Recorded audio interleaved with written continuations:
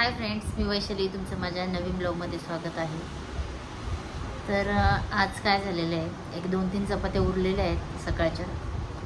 तर श्लोकला बोलला काय भाजी करूया का, तो बोलला नको मम्मी, आज ना खूप दिवस झालं तू चपातीचा चिवडा नाही केलेला, तर उरलेल्या चपात्यांपासून चिवडा कसा करायचा तो मी तुम्हाला दाखवत आहे। चला, तर ह्या 2-3 चपात्या उरलेल्या आहेत, पाहू शकता। तर कांदा कटिंग करून घेते।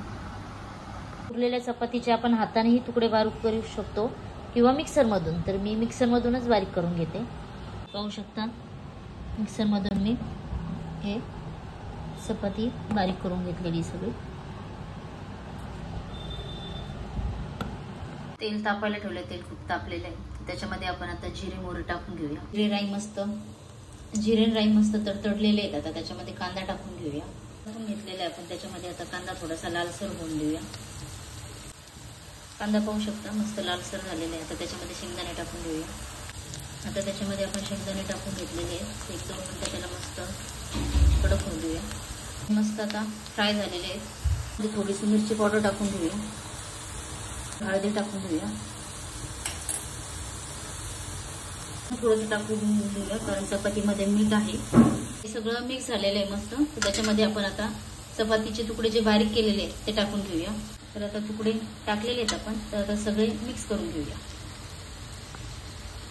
मस्त सगळे एकत्र करून घेतलेले, थोडीशी वरतून कोथिंबीर टाकून घेऊया आपण।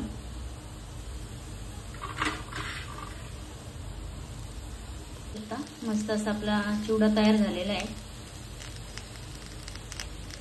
चिवडा असा मस्त असा तयार झालेला आहे, पाहू शकता। तर आता चला श्लोकला देऊया खायला, बघूया काय सांगतोय कसा झालाय तो, खूप दिवसातनं बनवलाय। तर चिवडा दिलेला आहे, ऐकूया। श्लोक कसा झालाय बा चिवडा? मस्त झालाय, आवडला तुला? तिखट नाही झाला ना?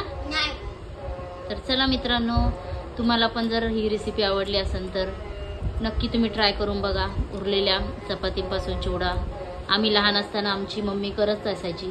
माझ्या लहान भावाला तर खूपच आवडतो, तो कायम बोलत असतो मम्मी जास्त चपात्या करत जा, आणि चिवडा कायमचा रोज बोललं तरी कंटाळा येत नाही त्याला खायला, त्याला खूप आवडतो। तर चला भेटूया पुन्हा नवीन ब्लॉगमध्ये। टाटा, बाय बाय।